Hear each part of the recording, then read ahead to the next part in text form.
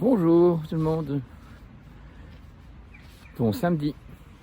Et la question, qu'est-ce que cette crise du corona peut-elle nous apprendre? D'abord, je pense que nous devons faire les constats, mettre sur une liste carrément ce qui est purement aberrant. C'est donc le fait que de partout nous constatons que les hommes de pouvoir font un abus de pouvoir et qu'ils ont un pouvoir pas parce qu'ils ont été choisis, parce qu'ils ont des compétences et de la sagesse et qu'ils soutiennent les individus en dessous de leur autorité, qui sont autoritaires, qu'ils imposent. Et on sait aussi que tout ce qu'ils imposent est contraire à leur propre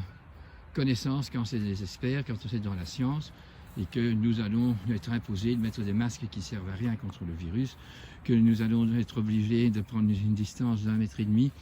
pour que la contagieuse ne se fasse pas, que ces gens-là n'ont pas compris que le virus est carrément un être créé, un génie de la nature, comme tout ce qui est créé est génial, et que même la maladie et les maladies contagieuses sont des génies qui sont là pour permettre une remise en équilibre d'un état climatologique tout autant que d'un état individuel ou d'un état épidémique, parce que il faut des provocateurs, et c'est un métier que les virus ont, que les bactéries ont, et chacun a un métier bien spécifique, que la grippe saisonnière n'est pas la même chose que notre Covid, que la rougeole n'est pas la même chose que la variole, que donc pour tout, il y a une raison d'être, et que donc on ne peut pas penser qu'on peut empêcher un microbe ou un champignon ou un virus de s'exprimer dans une maladie provoquée, appelée et invitée par le malade, au fait, pour éveiller en lui une remise en équilibre. C'est donc une guérison, un rééquilibrage que nous amènent ces virus, ces bactéries. Mais donc, si nous voulons ne pas tomber dans la maladie contagieuse, eh bien, il faut répondre à tout plein de critères de bonne santé, par ce qu'on pense, par les connaissances que nous avons pour notre vie sociale, notre bienveillance, notre humilité que nous avons, et peut-être que ce serait donc ça qui est suffisant pour que tel ou tel virus ne vienne pas nous chatouiller. Voilà, donc on voit que notre crise du corona Covid, eh bien, elle est bien sûr due à ce que depuis longtemps, nous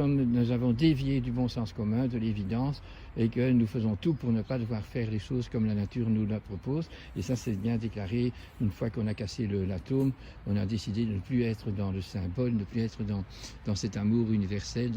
dans ces conditionnements non calculés. On est dans la pure économie, dans la pure production de choses pratiques, faciles, mais qui provoquent un dérèglement complètement de la planète et même de tout l'espace, de tout l'univers, et que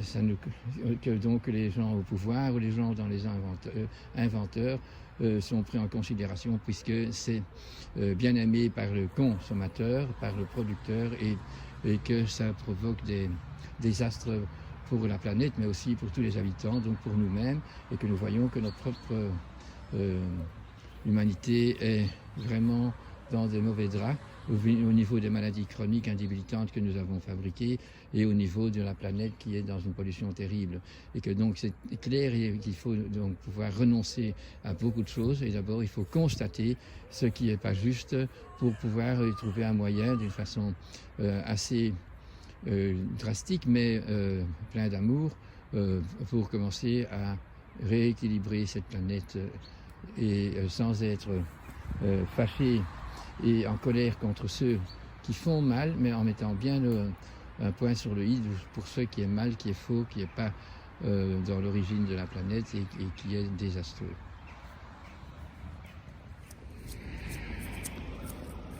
Voilà, donc quand on a fait le constat des lieux, qu'on est objectif, on est sorti de son émotion, de cette avidité égoïste que nous avons de continuer à profiter de la de ce qui se passe sur la planète parce qu'on est du bon côté et qu'on ne voit pas tout ce qui est du mauvais côté, tous ceux qui sont dans la détresse et dans la difficulté, et qu'on est parmi ceux qui sont avantagés. Si on a fait ce constat, eh bien on a éveillé en soi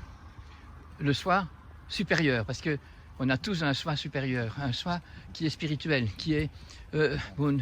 l'image qui m'a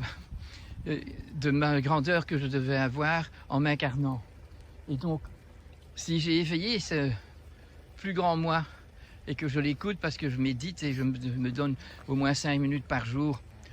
pour m'absenter de ce monde dans l'activité, donc hors de mon ressenti, hors de mes émotions, eh bien je suis en contact avec cette éternité, avec le monde du Verbe, avec l'état spirituel qui est dans cette transparence, et c'est la transcendance qui me donne l'occasion alors, après cette méditation, après ce raccord avec mon moi supérieur, j'aurai du courage et de la force de connaissance, de reconnaissance des choses et volonté de me donner des vertus afin que je puisse obtenir autour de moi des améliorations, des beautés qui sont donc des preuves que nous travaillons à une amélioration de l'environnement tout près de chez nous. Et ça va être contaminant si on est plus nombreux et plus solidaires avec le monde entier.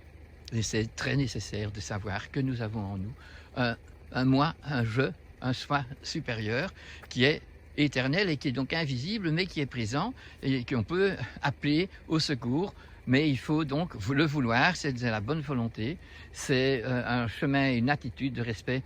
de la vie qui nous est donnée, de l'environnement dans lequel on vit qui nous est donné pour pour participer à l'amélioration de ce monde et voir que ce monde de la création nous répond par de la santé, par des beautés, et que nous pouvons faire beaucoup de choses artistiques, mais que nous devons le faire et faire de tous les jours, de l'art de notre vie. C'est ça, l'art de vivre, qui va faire du bien, pas seulement à moi-même, mais par réverbération, par boomerang, que ça fait du bien à la planète Terre, aux habitants de la planète Terre qui sont des créatures tout à fait animales ou plantes et qui répondent toujours à leurs devoirs et qui, s'ils ne savent pas le faire, c'est à cause de nous de toute façon. Alors, essayons de les aimer pour tout ce que elles nous apportent de beau et de bien et que nous apprenons à les connaître et ainsi nous faisons de l'alchimie avec tout ce qui est autour de nous et dans notre cuisine aussi, et donc nous avons alors arrivé à améliorer l'environnement d'une façon tout plein d'amour, et nous voyons que nous pouvons faire avec du raisin, du vin, de l'ingrappa, que nous pouvons faire des compotes de pommes avec de la cannelle dedans, et que nous avons alors en hiver des vitamines de l'été qui sont toujours là parce qu'on a fait selon l'art, et que cette émanation éthérique et astrale nous aide à améliorer notre force végétative, donc notre force de notre système physiologique, et c'est ainsi alors que la santé est là et que notre immunité est plus forte, et qu'alors on ne fait pas appel à tous ces virus qui viennent nous éveiller en nous donnant la maladie qu'on a demandé sans le vouloir et sans le savoir, et grâce à ça, nous allons avec notre fièvre nous confiner, de faire ce qu'il ne faut pas faire et réfléchir, et après une maladie contagieuse, on est toujours mieux qu'avant parce qu'on a guéri en faisant de bonnes choses, pas en prenant des médicaments toxiques qui vont empêcher la fièvre de faire son ouvrage.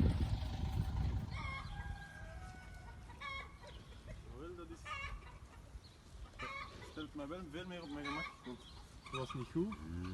maar nu is het beter. Hè? Ik denk dat is een soort. Het is echt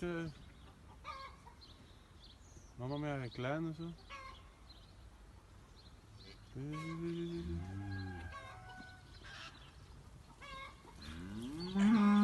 Ah, Bella wel.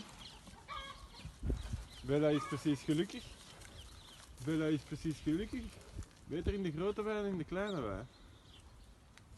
Ah ja, ze ziet die ezels daar nu. Geen paniek, Bella. Dat zijn maar gaan.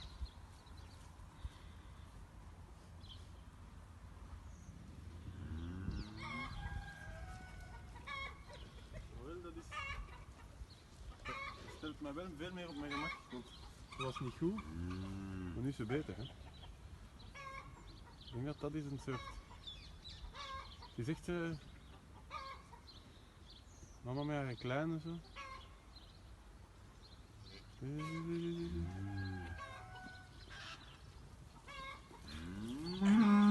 Ah, Bella wel. Bella is precies gelukkig. Bella is precies gelukkig. Beter in de grote wei dan in de kleine wei. Ah ja, ze ziet die ezels daar nu. Geen paniek, Bella. Dat zijn maar hanen.